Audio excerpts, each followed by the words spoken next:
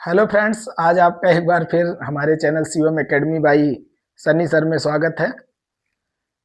अभी तक हम मैथ का सीरीज तो एक साथ चला ही रहे हैं। हमने सोचा कि क्यों ना पैरेलल चला जाए और कुछ हिंदी व्याकरण भी पढ़ाते चलें या कोई एक सब्जेक्ट साथ में ले करके चलेंगे। तो आप थोड़ा तेजी से, कुछ बच्चों की डिमांड थे कि सर समास पढ़ा दीजिए। वैसे समास शायद 10th में तो नहीं है, लेकिन 9th के भी बच्चे हैं, वो लोग भी देखते हैं। तो मैंने सोचा कि ठीक है, समास तो एक अच्छा टॉपिक है, क्यों ना इसको पढ़ाया जाए। तो ठीक है, आइए समास देखिए। कुछ हमने इस पे लिख रखा है पहले से कि समास होता क्या है। समास का तात्पर्य है संक्षिप्तीकरण, या आप कह लीजिए किसी भी बात को संक्षेप में लिखना। आप सारे के सारे लोग एक चीज पढ़े होंगे, बहुत छोटे से ही पढ़ रहे होंगे, वाक्यांश के लिए एक शब्द। जैसे पढ़ते हैं ना कि लकड़ी बनाने वाला, ठीक है, या लोहे का सामान बनाने वाला तो लोहार हो गया। ऐसे पढ़ते हैं कि ईश्वर को मानने वाला या ईश्वर में विश्वास रखने वाला तो आस्तिक, ईश्वर में विश्वास ना रखने वाला तो नास्तिक। मतलब इतनी बड़ी बात को एक वर्ड में हम लोग लिख देते हैं, तो उसी को क्या कहते हैं? समास कहते हैं या संक्षिप्तीकरण कहते हैं। आइए तो इसकी परिभाषा देख लीजिए। हिंदी व्याकरण में समास का शाब्दिक अर्थ होता है छोटा रूप। बात वही कही गई है, अर्थात जब दो या दो से अधिक शब्दों से मिलकर जो नया और छोटा शब्द बनता है, उस शब्द को हिंदी में समास कहते हैं। आप बहुत सारे उदाहरण पढ़ते होंगे, जैसे राजपुत्र, अर्थात कहीं आपको लिखना है राजा का पुत्र तो आप वहां लिख देते हैं राजपुत्र, एक वर्ड में। बहुत जगह पे है भगवान गणेश को लंबा है उदर जिसका, अर्थात लंबोदर। तो दो चीजें इसमें होगा, एक तो समास विग्रह होगा और एक समास होगा। उसमें लिखते हैं ना कि एक सामासिक पद आप लिखते हैं और समास विग्रह लिखते हैं। इसी बात को हमें पढ़ना है। एक मुझे बड़ा अच्छा श्लोक मिल गया इससे रिलेटेड, और वो श्लोक कहीं ना कहीं पूरे समास को बताता है और उसमें जीवन का सार छिपा हुआ है, इसलिए मैंने उसे भी लिखना उचित समझा। श्लोक है, वंद्यो दिगुरपि चाहम मग्देहे नित्य नित्यम व्ययी भाव तत्पुरुष कर्म धारय ये नाहम स्या वहुव्रीहि। इसका मतलब क्या है? कोई एक किसी व्यक्ति को संकेत बना करके इस बात को कहा गया, जीवन की शिक्षा दी गई है, और इसी बहाने आपको बहुव्री ये जो समास हैं इनके अर्थ भी पता चल जाएंगे। जरा देखिए, इसका मतलब वंद्यो दिगुरे मतलब पति पत्नी दो प्राणी, ये द्वंद्व है। ठीक, जीवन में कौन होते हैं? पति पत्नी दो प्राणी हैं। उसके पास कोई व्यक्ति है जिसके पास दो पशु बैल हैं, मतलब दो जानवर हैं, जिसे दिगु कहते हैं। अभी हम बहुत अच्छे से आपको डिटेल में बताएंगे।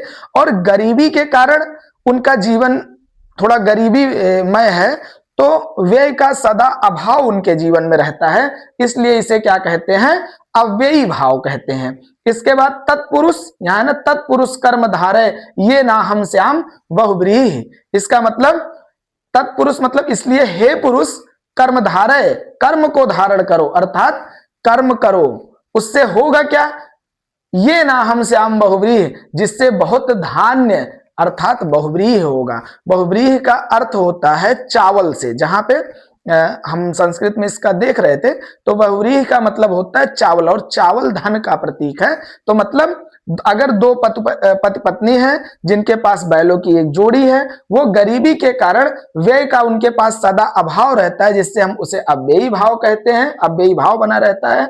और तत्पुरुष इसलिए हे पुरुष दूसरी पंक्ति में सीख दिया है कि हे पुरुष कर्म करो जिससे बहुत धन धान्य प्राप्त हो। ये तो हो गई बातें कि आपको परिभाषा कैसे लिखना है, लेकिन जीवन में परिभाषा याद कर लेने से सारे काम नहीं बन जाते हैं। हम लोग एक टैगलाइन तो हर बात के लिए जानते हैं, लेकिन जरूरी नहीं कि यूनिवर्सली उस पर चल सके। हाँ, हम चीजों को सीख लेते हैं, इसके बाद में उस सबसे बड़ी बात है ना, जैसे आपने पढ़ा होगा कि पर उपदेश कुशल बहुतेरे जो आचरहित नर न घनेरे।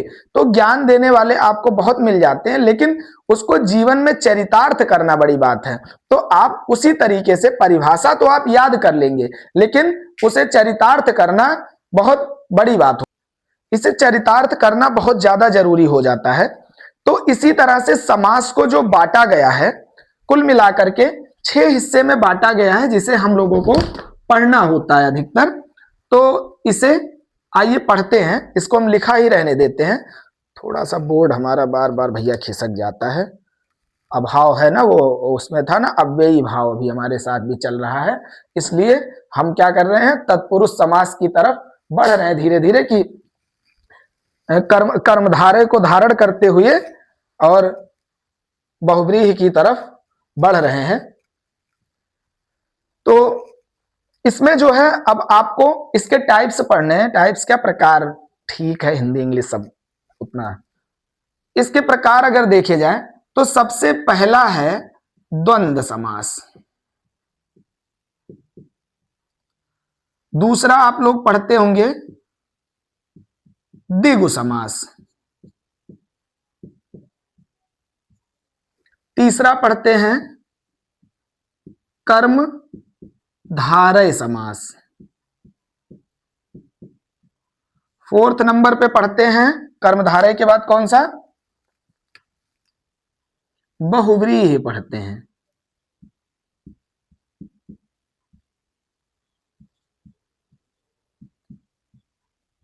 बहुव्रीहि के बाद हम लोग पढ़ते हैं तत्पुरुष समास। तत्पुरुष समास, और तत्पुरुष के बाद में पढ़ते हैं अव्ययी भाव समास। अव्ययी भाव समास। आपके पढ़ने का सीक्वेंस अलग हो सकता है, कोई ऊपर हो सकता है, कोई नीचे हो सकता है, लेकिन जरूरी है सही पढ़ना। आप सही पढ़ें, ये जरूरी है। एक एक करके सबको पहले हम, जिसे कहते हैं ना, वन शॉट में इसको समझाते हैं आपको। इसके बाद बारी बारी से आपको सारे डेफिनेशन पढ़ाएंगे, लिखाएंगे। हो सकता है एक से ज्यादा वीडियो लग जाए, 2 वीडियो लग जाए, 3 लग जाए, लेकिन पढ़ाएंगे तो ढंग से पढ़ाएंगे। पहले एक एक आप समझ लीजिए कि द्वंद्व समास होता क्या है। द्वंद्व समास में जब भी आप पढ़ेंगे तो उसकी पहचान जान लीजिए। उसमें एक योजक चिन्ह लगा होता है, ऐसे एक योजक चिन्ह लगा होता है, लेकिन कोई जरूरी नहीं है कि योजक चिन्ह नहीं लगा है तो वो द्वंद्व समास नहीं है, लेकिन जनरल अभी आप जिस लेवल पे हैं वहां पे। इसके बाद में दूसरी बात, इसमें और आ सकता है, इसका भाव और आएगा, अथवा आएगा, या आएगा। जैसे कहीं पे लिख उठा माता पिता, तो आप क्या कहते हैं, माता और पिता। चाचा चाची मतलब चाचा और चाची। भाई बहन, भाई बहन। दाल चावल, ठीक है, चाय कॉफी, ऐसे ढेर सारे आपको डेफिनेशन मिलते रहते हैं। तो पहले आप समझ लीजिए वो क्या हो जाते हैं, द्वंद्व समास उसमें रहता है। दूसरा है द्विगु समास। द्विगु समास में जब हम लोग लिखते हैं तो द्विगु समास में जब भी आप पढ़ेंगे तो देखते होंगे प्रथम पद यही लिखा रहता है कि प्रथम पद संख्यावाची और प्रधान होता है, तो वही कौन सा होता है, द्विगु समास होता है। जैसे संख्यावाची मतलब ऐसे नहीं लिखा रहेगा, हिंदी में ही लिखा रहेगा कि जैसे लिखा है त्रिदेव, त्रिशूल, चौराहा, ऐसे ढेर सारे आप देख रहे हैं। इसमें पहला वर्ड क्या है, तीन, फिर त्रिशूल मतलब 3 शूलों का समाहार। इसको जब आप विग्रह करते हैं तो लिखते हैं 3 शूलों का समाहार। चौराहा 4 रास्तों का समाहार। ये हो जाता है हमारा द्विगु समास। हाँ, कहीं कहीं कुछ कंफ्यूजन आपको आते होंगे, जैसे कहीं आ जाता है चतुर्भुज। अब देखिए, आपका मैथ हर जगह काम नहीं करने वाला है। जो भाषाएं होती है ना, उनमें बड़ी संवेदनशीलता होती है। संवेदनशीलता, अब एक हिंदू व्यक्ति के लिए चतुर्भुज का मतलब भगवान विष्णु से होता है। कहीं पे आ गया पंचानन, अब आपको तो लगेगा कि पंचानन, तो पंचानन भी हमारे यहाँ किसको कहा जाता है, ब्रह्मा जी को शायद कहा जाता है। और चतुरानन एकानन चतुरानन, ऐसे आप पढ़ते हैं ना, तो शंकर जी को कहा जाता है। तो वहां पे आप दशानन, दशानन रावण, ठीक है। तो आप ये 10 देख करके वहां पे टिक मत करिएगा, ये देख लीजिएगा, थोड़ा सेंस लगा के देख लीजिएगा कि हिंदू धर्म की क्या परंपराएं हैं, क्या इनके अंतर्गत कोई ऐसा शब्द जन श्रुति में है या प्रचलन में है जो कि हमारे इस समाज की अपेक्षा ज्यादा भारीपन रखता है।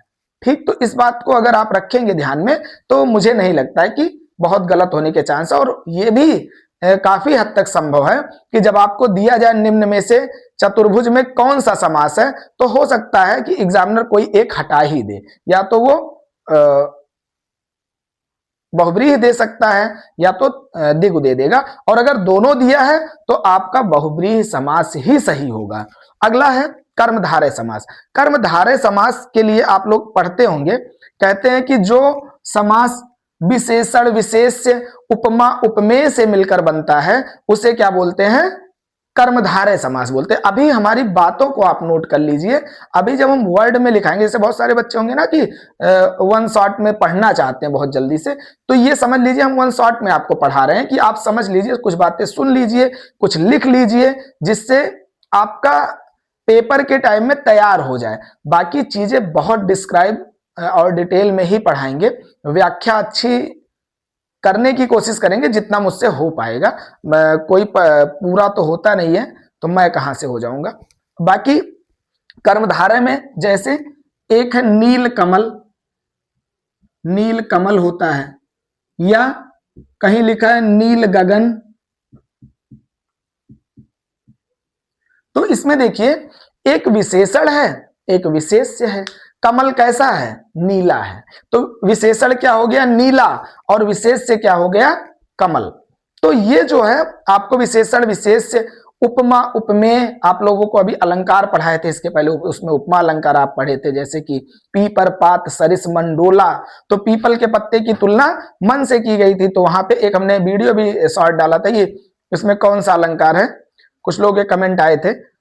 अगला है, अब इसमें भी देखिए एक आपको कंफ्यूजन, पीतांबर, एक मेरे दिमाग में जो आ रहा है पीतांबर। अब कहीं पीतांबर लिख दिया तो आप कहेंगे सर अंबर मतलब तो वस्त्र, वस्त्र होता है, और पीत मतलब पीला। अगर वस्त्र पीला है तो इसका मतलब तो यहाँ कर्मधारय होना चाहिए। नहीं भैया, उससे ज्यादा, यार मैंने कहा ना कि आपके आपके भाव बहुत मायने रखते हैं। तो इसमें पीतांबर, पीला है वस्त्र जिसका, अर्थात भगवान श्री कृष्ण। आप लोग पढ़े होंगे कि पीत, या भगवान राम के लिए भी कभी कभी लिखा जाता है कि बिहारी जी ने, तुलसी बाबा ने लिखा कि पीत वसन परिकर कटिभाथा, चारु चाप सर सोहत हाथा, तनु अनुहरत सुचंदन खोरी, श्यामल गौर मनोहर जोरी। तो अब पीत वसन में अगर हम राम भक्ति शाखा में बहुत ज्यादा मन लगाने वाले व्यक्ति में हैं तो हमें भगवान राम का दर्शन होगा। और अगर भगवान कृष्ण की, वो आप लोग पढ़े होंगे कि अभी याद आएगा, हम आपको बताएंगे कि बिहारी जी का बड़ा बढ़िया है कि, और ये भी सोहत ओढ़े पीत पट श्याम सलोने गात, मनोह नीलमन शैल पर आतप पर्यो प्रभात। तो इसमें देखिए सोहत ओढ़े पीत पट है ना, कि तो इसमें पहली बात तो इसका आप कमेंट करेंगे कि इसमें अलंकार कौन सा है। बाकी अब यहां भी भगवान कृष्ण की ही तुलना हो रही है पीले वस्त्र से, तो बहुत जगह पे भगवान कृष्ण को पीले वस्त्र में ही देखने की भक्तों ने कोशिश की है, या उनके लेखकों ने। तो इसलिए वहां पे आप कभी पीतांबर आ जाए तो उसे आप बहुब्रीहि समास में डाल दीजिएगा, और ना कि कर्मधारय में। लॉजिक आपका भी ठीक है, आपकी भी चिंता सही है कि सर इतना कंफ्यूजन कैसे, इसीलिए तो आपको प्रैक्टिस कराया जाता है ना। हमने कहा कि आप पहले परिभाषाएं देख लीजिए, लेकिन प्रैक्टिस बहुत ज्यादा जरूरी है। अगला है बहुव्रीहि समास। इसमें कहा जाता है ना कि इसमें कोई पद प्रधान नहीं होता है, किसी की प्रधानता नहीं चलती है, बल्कि एक नया अर्थ, ठीक है, इसमें एक नया अर्थ आता है, तो वहां पे कौन सा होता है? बहुव्रीहि समास। जैसे हमने कहा ना कि दशानन, देखिए दशानन क्या है? दस है आनन जिसके, यानी मुख है जिसके, अर्थात कौन? रावण। वास्तव में 10 मुख का क्या है कि 10 मुख किसी के पास मुझे तो नहीं लगता है कि होना संभव है, लेकिन जहां तक मेरे समझ में आता है ना, उसके अंदर 10 बुराइयां रही होंगी, जैसे काम, क्रोध, मद, लोभ, अहंकार, ये जो सारी चीजें होती हैं वो उसके दिमाग में भरा रहा होगा। क्योंकि 10 सिर लेके तो आदमी यार बड़ा कुरूप लगेगा। रावण तो हमने देखा बड़ा स्मार्ट आदमी है, कोई भी रोल करता है किसी फिल्म में, या रामानंद सागर जी ने बनाया है, अरविंद जी ने उस पर जो रोल किया है, मतलब अच्छे व्यक्ति हैं। और तो इसलिए इसमें क्या है, इसमें इस पद की प्रधानता नहीं है, प्रधानता रावण, ठीक है, प्रधानता दूसरे शब्द की है। जैसे चतुर्भुज आप पढ़ते हैं, 4 हैं भुजाएं जिसकी, अर्थात भगवान विष्णु। आप पढ़ते हैं चक्रपाणी, चक्र है जिनके हाथों में, ठीक है, या चक्र जिनके हाथों में विराजमान है उसे क्या कहते हैं, चक्रपाणी कहते हैं। अच्छा, या फिर आप कह लीजिए कि आजानुभुज, आजानुभुज किसको बोलते हैं, भगवान राम को बोलते हैं। अच्छा, एक बात मेरा मन कर दिया, भगवान राम की बात आ गई। आप लोग कभी कभी सोचते होंगे कि दिमाग में आता नहीं है क्या कि राम का अर्थ क्या है।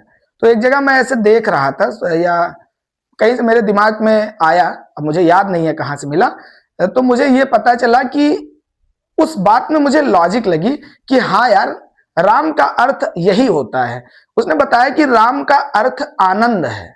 अर्थात अब आनंद कैसे हो सकता है राम का अर्थ, साहित्य की बात है इसलिए थोड़ा समय आपका ले लेते हैं। राम का अर्थ आनंद इसलिए है क्योंकि राम जिसको भी मिले है ना, उसे आनंद ही आया है। चाहे वो पुत्र रूप में मिले, चाहे भाई के रूप में मिले, चाहे शिष्य के रूप में मिले, उसे भी आनंद है। चाहे पति के रूप में मिले, चाहे मित्र के रूप में मिले, चाहे वनवासी के रूप में मिले, और तो और छोड़िए, जिसे दुश्मन के रूप में भी मिले हैं ना, उसे भी आनंद ही है। इसलिए राम का अर्थ ही आनंद है। तो हमारे यहाँ देखिए दशानन, जितनी हम लोग बात व्रीहि समास में अगर भगवान कृष्ण को डाल रहे हैं तो उनको भी, दशानन को भी उसमें, जैसे लंबोदर हम लोग एक पढ़ते हैं, लंबा है उदर जिसका, अर्थात भगवान श्री गणेश जी। तो ये हो गए लंबोदर। इसके बाद ऐसे बहुत सारे अभी आपको उदाहरण मिलेंगे, परेशान होने की जरूरत नहीं है, इसको पहले समझ लीजिए। हमारा अगला समास है तत्पुरुष समास।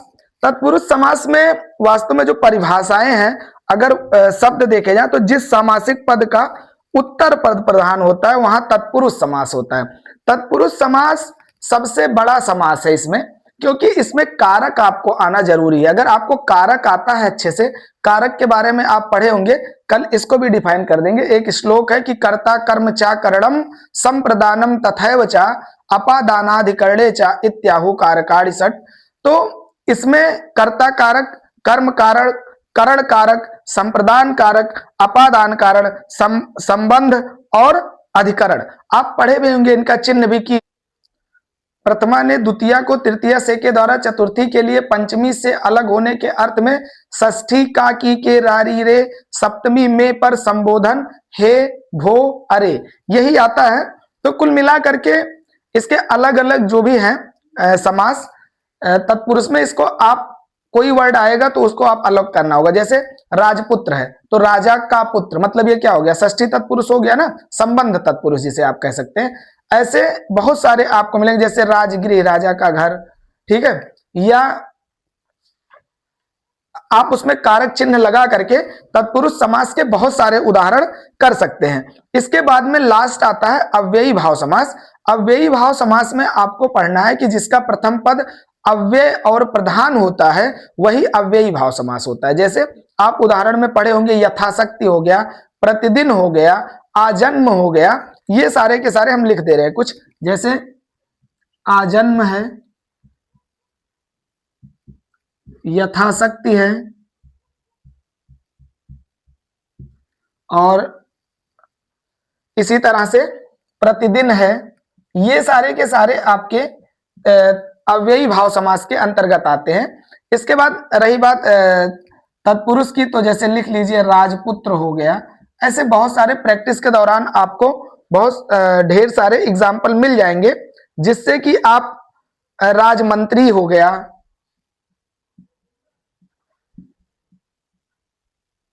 ठीक। तो इस तरह से आपका एक बार में जो भी कुछ बेसिक समझ हो सकती थी समाज की, वो हमने बताने की कोशिश की, जिससे कि आप बहुत इजीली कोई भी प्रैक्टिस सेट करें या कुछ भी सॉल्व करेंगे तो आपको आसानी से आ जाएगा समझ में, इसमें कोई दिक्कत नहीं आएगी। हाँ ये है कि एक एक करके इसके बारे में कल हम एक एक को परिभाषित भी करेंगे और उसके एग्जाम्पल एक्सरसाइज सहित करवाएंगे। तब तक के लिए आप हमारे चैनल से जुड़े रहिए, कल इसका डिटेल आपको मिल जाएगा अगले वीडियो में। Thank you.